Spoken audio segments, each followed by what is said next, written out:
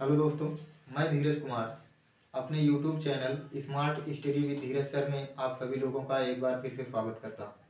दोस्तों, हम लोग सौरमंडल के बारे में पढ़ रहे थे और सौरमंडल में हम ग्रहों की विशेषताओं के बारे में चर्चा कर रहे थे। यहाँ तक कि हमने मंगल ग्रह के बारे में भी चर्चा कर दिया था और थोड़ा बहुत बृहस्पति ग्रह के बारे में चर्चा किया था। और लेकिन आज हम बृहस्पति ग्रह के बारे में पूरी तरह से शुरू से देखेंगे, उनकी उसकी क्या विशेषता है, इन सब के बारे में हम अच्छे से चर्चा करेंगे। और उसके बाद फिर जो अगला ग्रह आएगा उसके बारे में भी हम चर्चा करेंगे। दोस्तों, यदि हमारे वीडियो में नए हैं तो हमारे चैनल को लाइक, सब्सक्राइब, कमेंट और शेयर करना ना भूलिएगा। और पुराने कह सकते हैं हमारे जो लेक्चर हैं, शुरू से पढ़ना हो तो हमारे पिछली वीडियो में जा करके देखेंगे तो एक एक बात आपको अच्छे से समझ में आ जाएगी। तो दोस्तों, आज हम सौरमंडल के बारे में चर्चा करेंगे और सौरमंडल में ध्यान दीजिएगा बृहस्पति ग्रह के बारे में चर्चा करेंगे। तो आप ध्यान से जो है इस कंटेंट को अच्छे से पढ़ने का प्रयास करिएगा, क्योंकि हर एक परीक्षाओं के लिए बहुत ही महत्वपूर्ण ये क्लास होगी। तो चलिए दोस्तों, आइए हम बात करते हैं बृहस्पति ग्रह के बारे में। तो ध्यान दीजिएगा, बृहस्पति ग्रह के बारे में अगर चर्चा करें हम तो यहाँ पर ये जानते हैं कि बृहस्पति ग्रह सौरमंडल का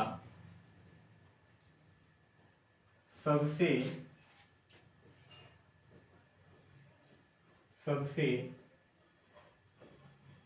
बड़ा उपग्रह, बड़ा ये ग्रह है। फिर बृहस्पति ग्रह सौरमंडल का सबसे बड़ा ग्रह है जो गैसों से निर्मित है, जो गैसों से निर्मित है,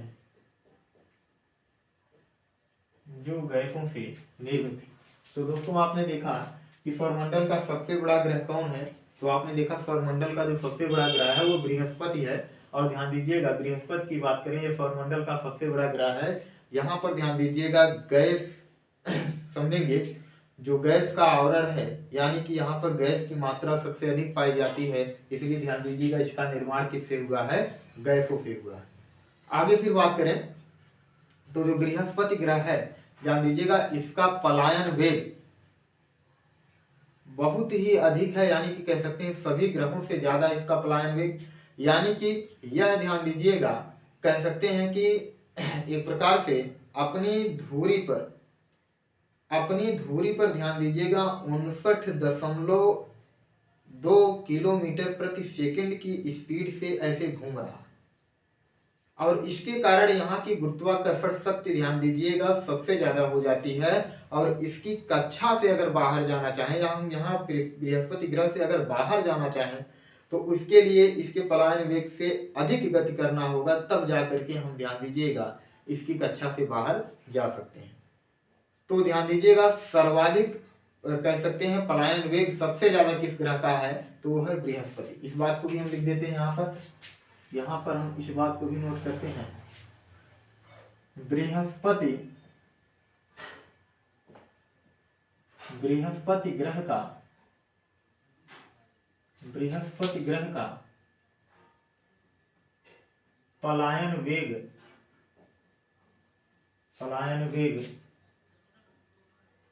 सर्वाधिक, यानी कि कितना है, तो 59.2 किलोमीटर प्रति सेकंड है। 59.2 किलोमीटर प्रति सेकंड सर्वाधिक है। तो बृहस्पति ग्रह का पलायन वेग सर्वाधिक है।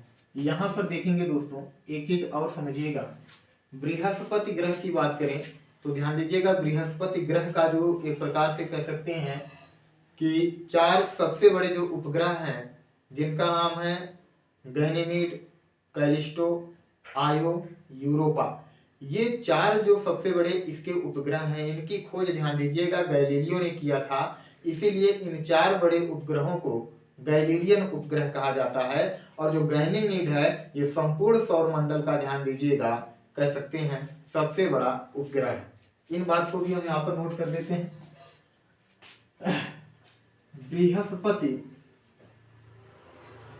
बृहस्पति ग्रह के बृहस्पति ग्रह के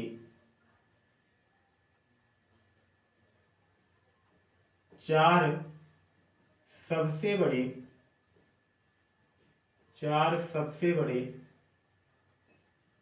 उपग्रह हैं, और वो कौन कौन से हैं तो इसको यहाँ पर हम दर्शा देते हैं। एक का नाम है गैनीमेड, एक का नाम है कैलिस्टो,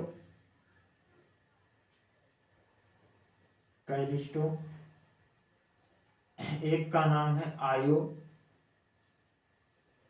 और एक का नाम है यूरोपा। तो इसके ध्यान दीजिएगा, बृहस्पति ग्रह के चार सबसे बड़े उपग्रह गैनीमेड, कैलिस्टो, आयो, यूरोपा की खोज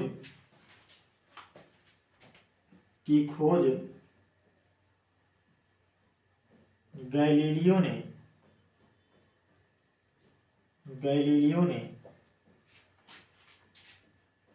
किया था।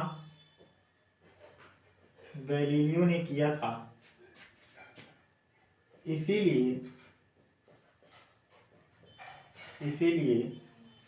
इन्हें गैलीलियन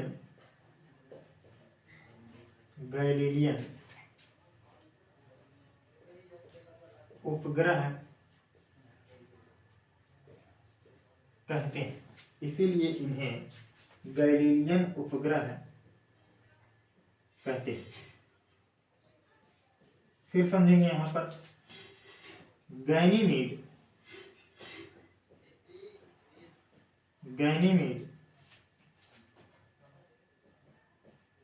संपूर्ण सौरमंडल का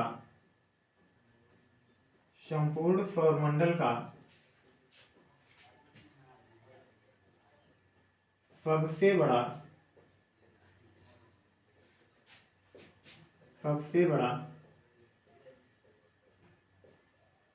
उपग्रह है। अगर दोस्तों हम देखें इसके कुल कितने उपग्रह हैं, बृहस्पति के कुल कितने उपग्रह हैं, तो इस बात को ध्यान से समझिएगा। इसके उपग्रह ध्यान दीजिएगा, वो जो उपग्रह हैं इसके, ये ध्यान दीजिएगा 79 हैं। कितने हैं तो 79 हैं। समझिएगा, इसके कुल 79 उपग्रह हैं, लेकिन वर्तमान में कुछ और उपग्रहों की खोज हुई है, जिसके कारण ध्यान दीजिएगा इनके उपग्रहों की जो संख्या बताई जा रही है 95, लेकिन फिलहाल अभी यही मान करके चलेंगे 79। आइए और थोड़ी सी चर्चा करें। यहाँ पर देखेंगे अगर हम लोग तो बृहस्पति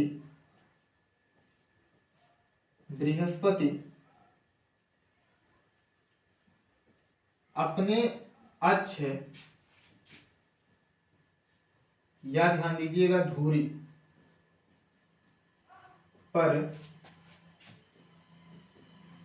सबसे तीव्र गति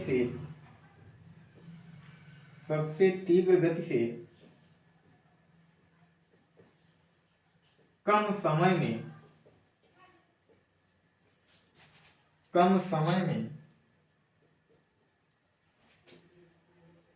अर्थात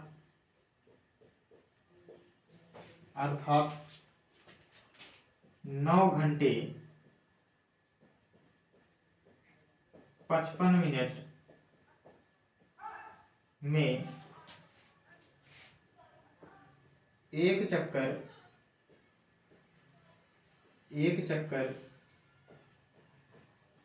पूरा कर लेता है,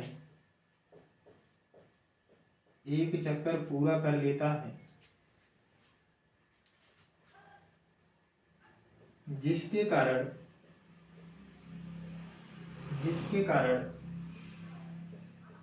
यहाँ के दिन रात की अवधि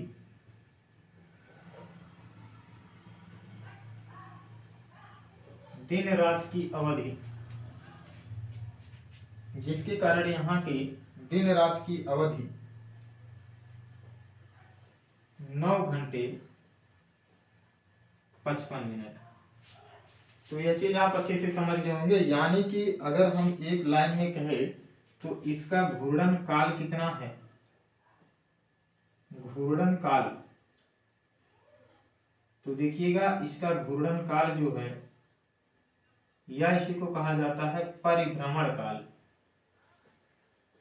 परिभ्रमण काल, दो चीजें देखेंगे यहाँ पर, एक तो घूर्णन काल और या परिभ्रमण काल, या और दूसरा देखेंगे परिक्रमण काल। परिक्रमण काल, तो इसका जो घूर्णन काल है ये है 9 घंटे 55 मिनट का, और परिक्रमण काल जो है इसका 11.86 वर्ष है। 11.86 वर्ष। परिक्रमण काल का मतलब क्या है कि बृहस्पति, ध्यान दीजिएगा, सूर्य का एक चक्कर 11 वर्ष 86 दिनों में पूरा करता है। इसलिए ध्यान दीजिएगा, कह सकते हैं परिक्रमण काल इसका कितना है, 11.86 वर्ष। तो यह चीज आपको दोस्तों अच्छे से समझ में आ गई होगी। जल्दी से इसका स्क्रीनशॉट लीजिए, फिर और कुछ बातों को हम बताते हैं।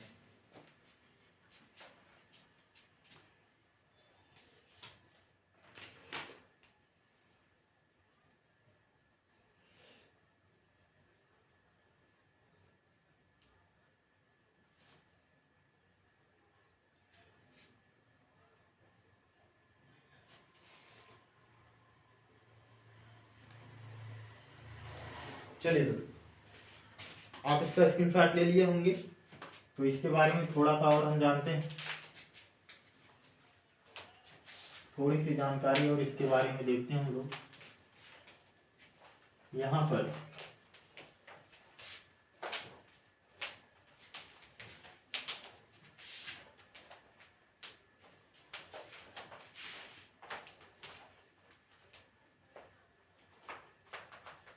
देखिएगा, यहाँ पर अगर हम चर्चा करें तो एक ऐसे हेडिंग बना लेते हैं, और हेडिंग क्या रहेगी, इस तरह से बना लेते हैं हम लोग,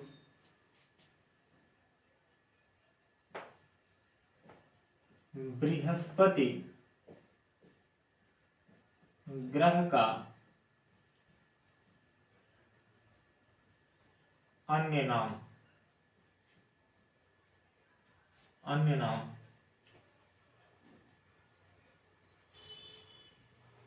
और क्या क्या नाम है देखते हैं इसको। बृहस्पति ग्रह के क्या क्या नाम है, इनको हम लोग देखते हैं। देखिएगा, बृहस्पति ग्रह को कहा जाता है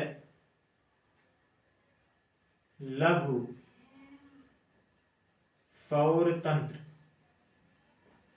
लघु सौर तंत्र कहा जाता है, और इसी को कहा जाता है वैक्यूम, वैक्यूम क्लीनर। इसी को कहा जाता है तारा सादृश्य, तारा सादृश्य ग्रह। इसी को कहा जाता है master of God, master of God. इसी को कहा जाता है शीत ग्रह, शीत ग्रह। इसी को कहा जाता है पीला ग्रह। इसी को क्या कहा जाता है दोस्तों, तो पीला ग्रह कहा जाता है। और इसी को ध्यान दीजिएगा,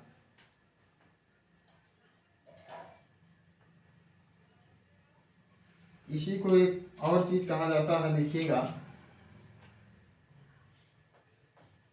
लाल धब्बे वाला। लाल ग्रह नहीं दोस्तों, लाल ग्रह मंगल ग्रह को कहते हैं, इसको लाल धब्बे वाला ग्रह कहा जाता है, लाल धब्बे वाला ग्रह कहा जाता है। ठीक, यह चीज आप अच्छे से देख लिए होंगे। लघु सौर तंत्र क्यों कहा जाता है, समझिएगा। लघु सौर तंत्र इसलिए कहा जाता है क्योंकि इसका आकार सभी ग्रहों में सबसे ज्यादा बड़ा है दोस्तों, सबसे ज्यादा बड़ा है, तो ध्यान दीजिएगा हमारे सौर तंत्र या सौर मंडल का भी आकार खूब बड़ा है। इसमें कई, ध्यान देंगे, तारे हैं, कई खगोलीय पिंड है। उसी प्रकार से ये भी खूब बड़ा है, उन खगोलीय पिंडों में सबसे ज्यादा बड़ा है बृहस्पति। इसलिए ध्यान देंगे सौर तंत्र की भांति जो है दिखाई देता है, इसलिए ध्यान दीजिएगा इसको क्या कहा जाता है, लघु सौर तंत्र कहा जाता है। वैक्यूम क्लीनर की बात करते हैं, आप समझेंगे।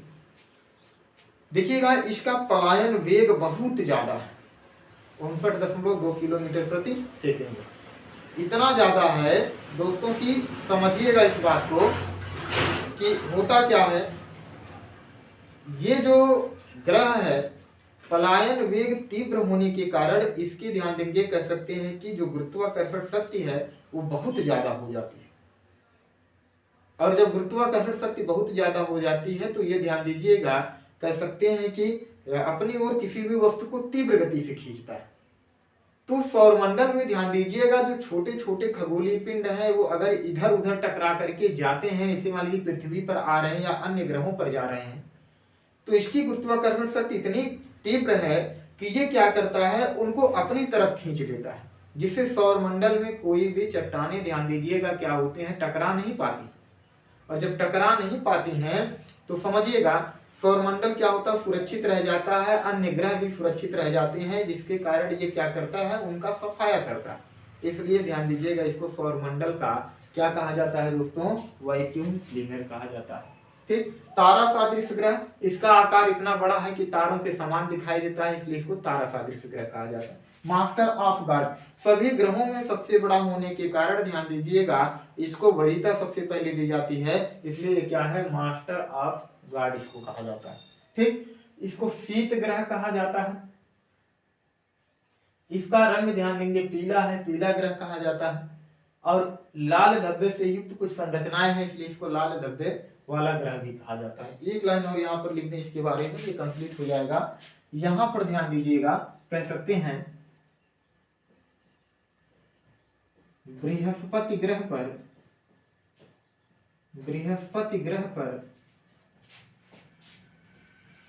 हीलियम व हाइड्रोजन की मात्रा ज्यादा, हीलियम व हाइड्रोजन की मात्रा ज्यादा। तो दोस्तों आप अच्छे से बृहस्पति ग्रह को समझ गए होंगे और हमें पता है आपको यह लेक्चर अच्छा लगा होगा। अभी आज हम एक ग्रह के बारे में और चर्चा करते हैं, आप इसका जल्दी से स्क्रीनशॉट ले लीजिए, फिर हम उसके बारे में चर्चा करते हैं।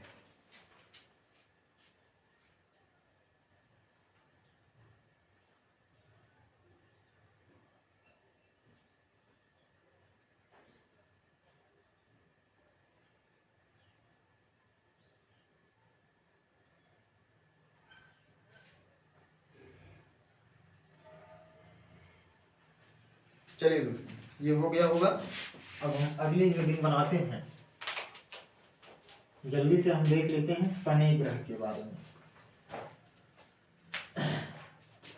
शनि ग्रह के बारे में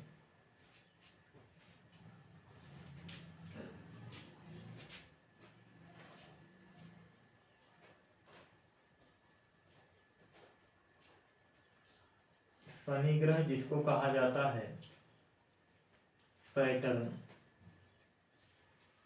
देखिएगा शनि ग्रह की बात करें तो शनि ग्रह के चारों तरफ ध्यान दीजिएगा धूल के छोटे छोटे कणों से निर्मित वलय पाया जाता है। इन वलय के कारण इस शनि ग्रह को वलयदार ग्रह भी कहते हैं।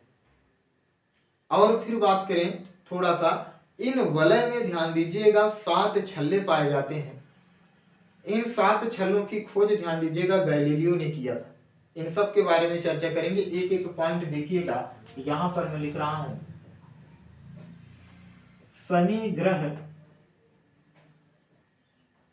ग्रह के चारों ओर, शनि ग्रह के चारों ओर धूल के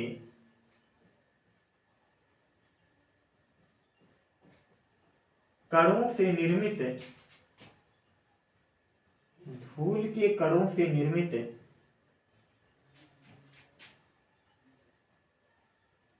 वलय पाया जाता है, वलय पाया जाता है, धूल के कणों से निर्मित वलय पाया जाता है। इसीलिए इसे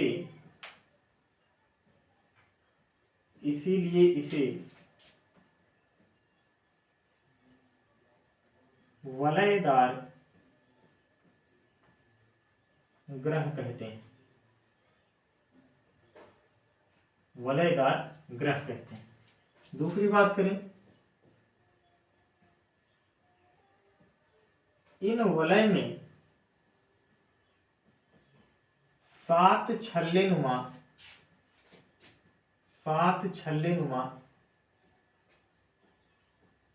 संरचना पाई जाती है, संरचना पाई जाती है,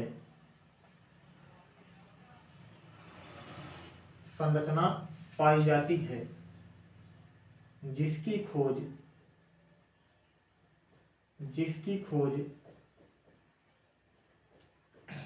गैलीलियो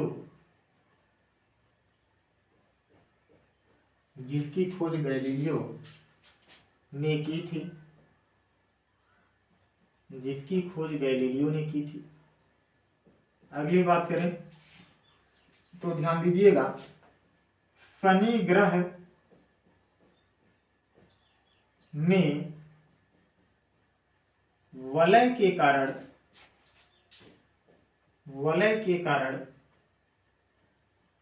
इसे, शनि ग्रह में वलय के कारण इसे, शनि ग्रह में वलय के कारण इसे आकाश गंगा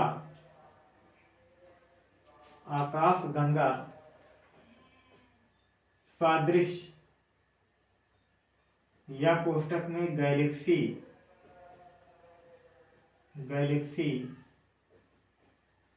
सादृश ग्रह भी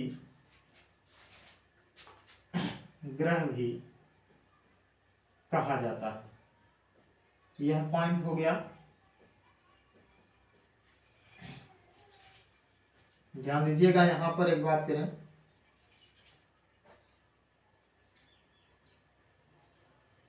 टाइटन शनि ग्रह का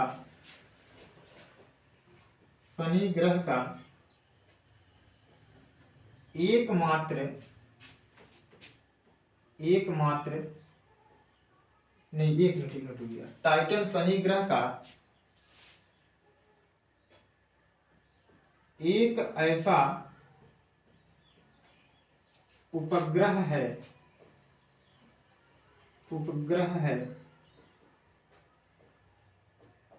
जिसका अपना वायुमंडल है,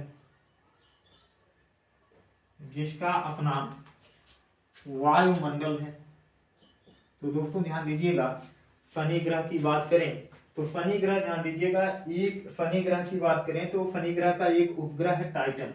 टाइटन जो है शनि ग्रह का एक ऐसा उपग्रह है जिसका अपना वायुमंडल है। यानी कि पूरे सौरमंडल में पूछा जाए कौन सा ऐसा उपग्रह है जिसका अपना वायुमंडल है, तो वह दोस्तों है शनि। ये शनि का एक उपग्रह है जिसका नाम है टाइटन। लेकिन अगर इसके उपग्रहों की कुल संख्या पूछी जाए, उपग्रह की संख्या, कुल उपग्रह की संख्या अगर पूछी जाए दोस्तों यहाँ पर, तो ध्यान दीजिएगा, इसके कुल उपग्रहों की जो संख्या है वो है 82। यहाँ पर भी एक कंडीशन है। यहाँ पर देखिए उपग्रहों की संख्या कुल 82 है, लेकिन एक कंडीशन है। कंडीशन क्या है? अभी ध्यान दीजिएगा, हाल ही में कुछ और इसके उपग्रहों की खोज की गई है और ध्यान दीजिएगा, लगभग बताया जाता है इसके उपग्रहों की संख्या 145 हो गई है, लेकिन अभी प्रमाणित कितना है? 82 है, तो 82 जानते रहिएगा, ठीक। और वैसे वर्तमान में देखेंगे तो कितने हो गए हैं? 145 हो गए हैं। तो यह बात आपको अच्छे से समझ में आ गई होगी। आप कह सकते हैं कि जल्दी से इसका स्क्रीनशॉट लीजिए, फिर आगे और हम चर्चा करें। जल्दी से लीजिएगा स्क्रीनशॉट।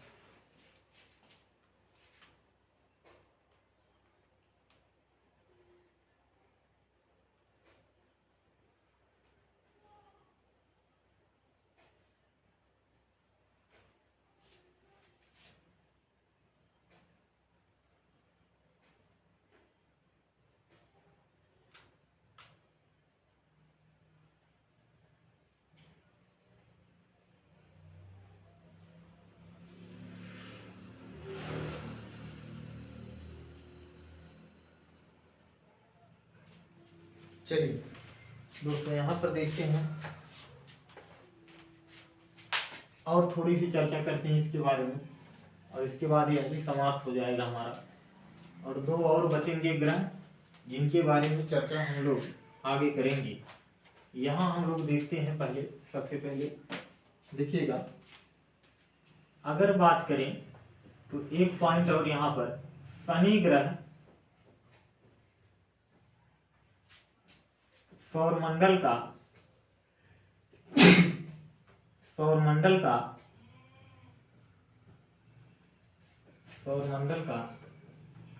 सबसे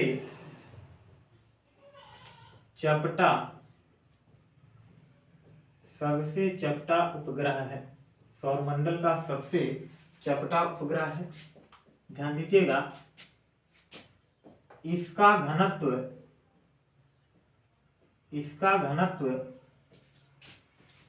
सबसे कम कितना है? 0.67 ग्राम प्रति सेंटीमीटर क्यूब है, सबसे कम है। अर्थात यह जल से भी हल्का है, इसीलिए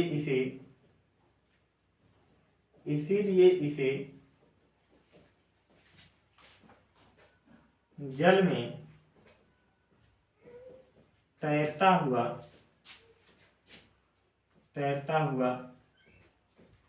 ग्रह भी कहते हैं।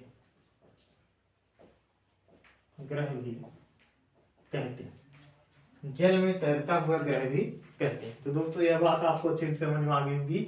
ये था शनि ग्रह के बारे में कुछ बातें जिनके बारे में हमने चर्चा कर दिया। दोस्तों आज इसे कह सकते हैं लेक्चर में बस इतना ही। अगर ये हमारा लेक्चर आपको पसंद आया हो तो हमारे चैनल को लाइक, सब्सक्राइब, कमेंट और शेयर करना ना भूलिएगा। और दोस्तों हम कल फिर आगे मिलेंगे, दो और ग्रहों के बारे में चर्चा करेंगे, अरुण और वरुण। आज के लिए बस इतना ही। धन्यवाद।